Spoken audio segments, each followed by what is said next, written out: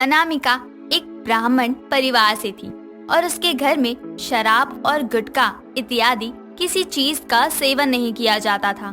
वो इन सब चीजों से बहुत नफरत किया करती थी। एक दिन जब वो ऑफिस से घर आती है तो उसकी माँ उससे कहती है, सुन, कल तुझे देखने लड़के वाले आ रहे हैं, तो तू कल की छुट्टी कर ले। मैं चाहती हूँ कि जल्दी से तेरे हाथ पीले हो जाएं। ठीक है माँ, पर आपने उन्हें बता दिया ना कि मुझे शराब और गुटखे की आदत से सख्त नफरत है। आजकल के जमाने में गुटखा तो कौन ही खाता है, पर हाँ, आजकल तो शराब आम बात है, तो तू ही मैनेज कर लेना। नहीं माँ, मैं उस घर में शादी कभी नहीं करूँगी जिस घर में शराब का नाम भी लिया जाता हो। आप तो मेरी आदत जानती है ना कि हमारे घर में कोई भी शराब नहीं पीता। अनामिका ये बोलकर चली जाती है और अगले दिन आरती और गोलू अपने बेटे केशव का रिश्ता लेकर कंचन के घर आते हैं। सब बैठे ही होते हैं कि तभी अनामिका सबके लिए चाय लेकर आती है और आकर अपनी माँ के पास बैठ जाती है। जिसके बाद आरती कहती है, अरे, आपकी बेटी और हमारी होने वाली बहू बहुत ही सुंदर है। हमें तो आपकी बेटी पहली नजर में ही पसंद आ गई। आपका क्या कहना है जी इस बारे में? अरे भाग्यवान, इसमें तुम और मैं कौन होते हैं पसंद करने वाले? ये तो हमारा बेटा और अनामिका बेटी बताएंगी कि ये दोनों एक दूसरे को पसंद करते हैं या नहीं। बताओ केशव बेटा, कैसी लगी अनामिका बेटी? जी, मुझे ये रिश्ता मंजूर है, बस अनामिका जी बता दे तो अच्छा रहेगा। जी केशव जी, मुझे भी आप पसंद है। बस मुझे ये बता दीजिए, आपको शराब पीने की आदत तो नहीं है ना? मुझे शराब और शराबियों से सख्त नफरत है। जी वो मैं अरे बेटी, कैसी बात कर दी? मेरे घर में तो कोई शराब को हाथ भी नहीं लगाता। ये भाग्यवान क्या कर रही है? यहाँ झूठ क्यों बोल रही है कि हमारे घर पे कोई शराब नहीं पीता, जबकि बेटा और मैं दोनों शराब पीते हैं। आरती झूठ बोलकर अपने बेटे का रिश्ता पक्का करवा देती है क्योंकि उसको अनामिका बहुत पसंद आ गई थी। जिसके बाद अनामिका की शादी जल्द ही केशव से हो जाती है और अनामिका उसके घर में बहू बनकर आ जाती है।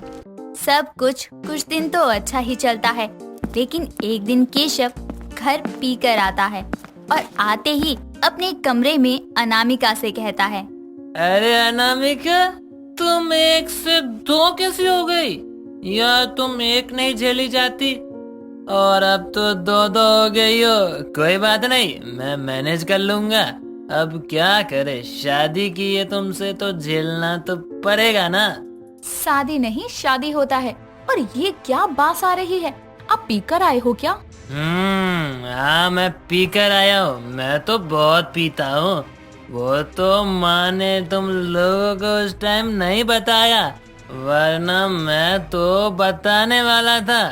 पर वो भी सही है, मेरे शराब पीने की वजह से मेरी शादी हो ही नहीं पा रही थी, तो माँ ने आटे में नमक जितना झूठ बोल दिया। ये तो गलत बात है। उन्होंने अपने बेटे का घर बसाने के लिए मेरी जिंदगी खराब कर दी। मैं अभी जाकर उनसे बात करती हूँ। वो तो खुद। केशव इतना बोलकर नशे में धुत होकर सो जाता है।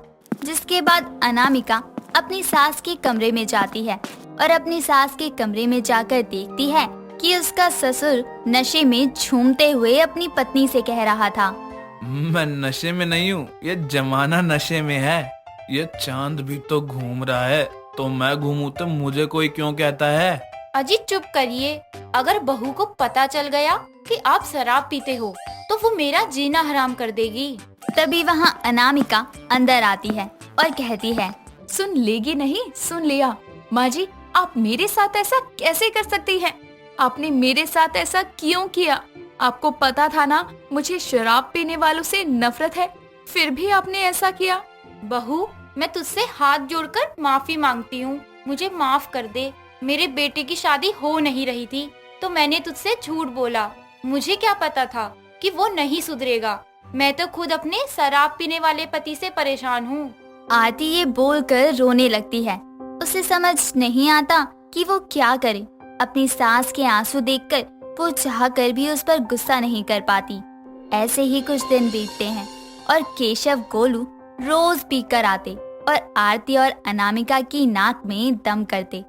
ऐसे ही एक दिन अनामिका मंदिर जाती है और भगवान के सामने हाथ जोड़कर कहती है, हे भगवान, आप तो जानते हैं ना कि मुझे शराब पीने वाले लोग बिल्कुल नहीं पसंद। और शराब पीना तो सेहत को नुकसान करता है ना, तो मैं क्यों चाहूंगी कि मेरे पति और ससुर जी पर कोई मुसीबत आए। अनामिका ये सब बोलकर रो ही रही होती है कि तभी उसके सामने देवी माँ प्रकट होती हैं और उसे रोता हुआ देखकर उससे कहती हैं, उठ जाओ अनामिका, मत रो, देखो मैं तुम्हारे सामने खड़ी हूँ। देवी माँ की आवाज सुनकर अनामिका आंसू पोंछकर सर उठाकर देखती है तो सामने देवी माँ को खड़ा देखकर कहती है, देवी माँ, आप, मैं धन्य हूँ जो आपके दर्शन मुझे प्राप्त हुए। माँ मेरी मदद करिए, मेरे पति और ससुर जी बहुत शराब पीते हैं। मैं तुम्हारी मदद करने ही तो आई हूँ अनामिका, तुम चिंता मत करो।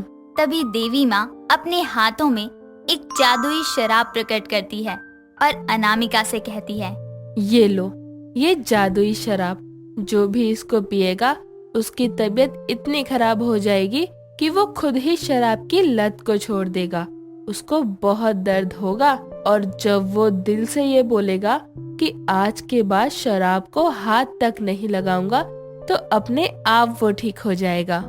देवी माँ ये कहकर गायब हो जाती है, जिसके बाद अनामिका शराब लेकर घर आती है और अपनी सास को सब कुछ बता देती है। ये सब जानकर आरती अपनी बहू से कहती है, लगता है बहू, तूने माँ से गलत कह दिया है। कुछ समझ नहीं आया कि देवी माँ ने शराब छुड़वाने के लिए शराब दी है।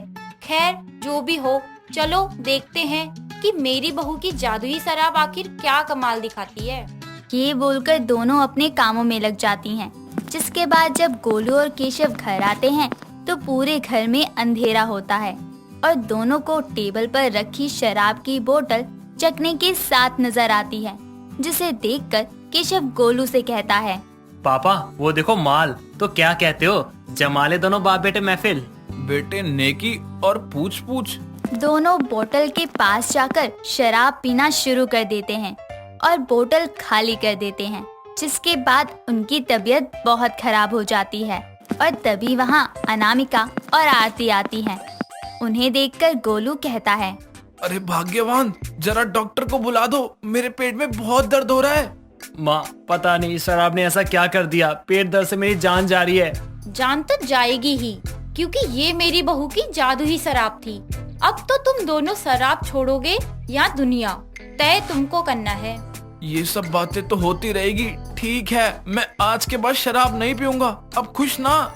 गोलू के इतना कहते ही उसके पेट में और तेज से दर्द होने लगता है और ये होते देखकर अनामिका समझ जाती है कि उसका ससुर गोलू झूठ बोल रहा है। जिसके बाद वो कहती है, बोलिए और झूठ बोलिए ससुर जी, ये मेरी जादुई शराब है।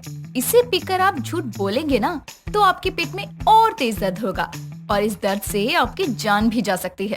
अब आप देख लीजिए कि आपको क्या करना है। आज तक ना जाने कितनी औरतें अपने शराब पीने वाले पतियों को झेलती आई है, लेकिन मैं उनमें से नहीं हूँ। आइए आप दोनों को समझ। ठीक है मेरी माँ, मैं दिल से वादा करता हूँ कि आज के बाद मैं शराब पीना तो दूर की बात है, शराब को देखूंगा तक नहीं। अब तो मुझे ठीक कर दे। केशव इतना कहता है कि उसका पेट दर्द ठीक हो जाता है, क्योंकि उसने दिल से ये वादा किया था। जिसके बाद गोलू भी यही वादा करता है और उसका पेट दर्द भी ठीक हो जाता है। ये सब देखकर आरती अपनी बहू से कहती है, मुझे माफ कर दे बहू, मैंने तुझसे झूठ बोलकर तेरी शादी अपने बेटे से करवाई, लेकिन तूने तो मेरे पति और मेरे बेटे दोनों को सुधार दिया। मैं तेरा एहसान कभी नहीं भूल पाऊंगी। आरती की बात सुनकर अनामिका उसे गले लगा लेती है, जिसके बाद वो अपने ससुराल में खुशी से रहती है और उसकी जादुई शराब की वजह से अब उसका ससुर और पति दोनों ही शराब पीना हमेशा के लिए छोड़ देते हैं।